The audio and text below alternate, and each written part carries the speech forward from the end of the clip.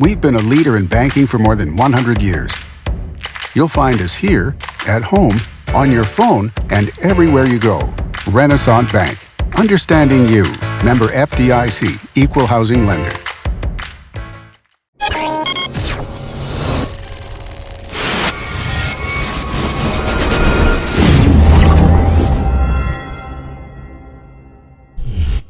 Sponsored by Renaissance Bank. Good morning, Northeast Mississippi. This is Newsbreak for Thursday, June 1st. I'm Brad Locke. Thanks for joining us. Newsbreak comes to you each weekday at 7 a.m. You can watch it on djournal.com, Facebook, YouTube, or the Daily Journal's mobile apps for Apple and Android devices. Going to take a quick look at news, sports, and weather for Northeast Mississippi. Let's start with the weather forecast for today. Going to have mostly cloudy skies, high of 85 degrees, low of 66, 20% chance of rain.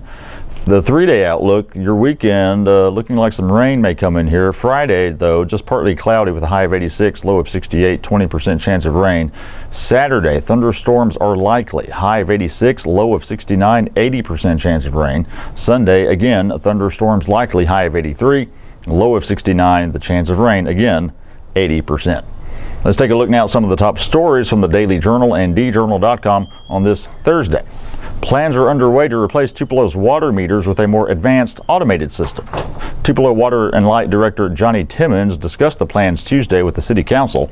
Timmons said that once design work is completed for TW&L's latest annexation-related project, he'll begin making a series of moves toward the automatic meter reading system.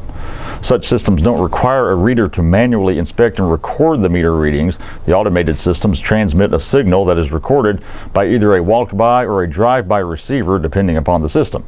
Outfitting the city with automatic meter readers could come at an estimated cost of $7.87 million, according to engineering firm McNeil Rhodes. With financing costs, that estimate rises to $10.5 million.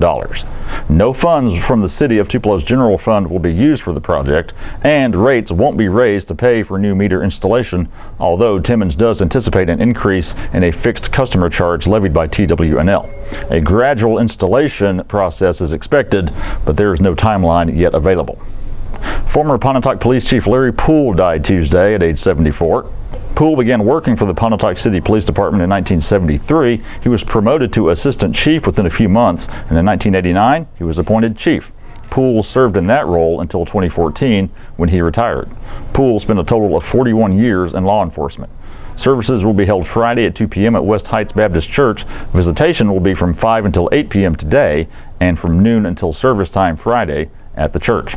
Prior to burial, there will be an honorary processional from the church heading east on Oxford Street, then south on Main Street, and west on Reynolds Street, and then back to the church. The City of Tupelo's largest celebration of native son Elvis Presley kicks off today. The 19th annual Elvis Festival will, as always, recognize the impact Presley had on not only Northeast Mississippi, but the world. Over the next 3 days, there will be plenty of live music, events, and the Ultimate Elvis Tribute Artist competition.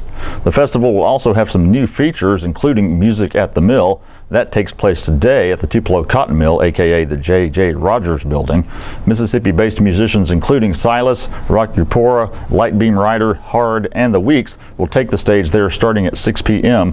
Friday and Saturday nights will offer live music at the Fair Park stage in front of City Hall, with gates opening at 6 p.m. A reenactment of young Elvis purchasing the famous guitar from Tupelo Hardware will also be offered Friday and Saturday. And then there's the main event at Bancorp South Arena, where 20 tribute artists will be vying to be the best. Round 1 of the Ultimate Elvis Tribute Artist competition starts at 10 a.m. Friday, with the semifinals at 1 p.m. Saturday, and the ultimate winner being named during the finals at 6 p.m. that day. For more information, visit TupeloElvisFestival.com. And in sports, kickoff time has been set for the annual Egg Bowl, which is moving back to Thanksgiving this year. Ole Miss and Mississippi State will square off at 6:30 p.m. on November 23rd in Starkville. The final regular season game for both schools will be televised by ESPN. This is the first time since 2013 that the Egg Bowl will be played on Thanksgiving. The ESPN network released kickoff times for some of their other games involving the Bulldogs and Rebels.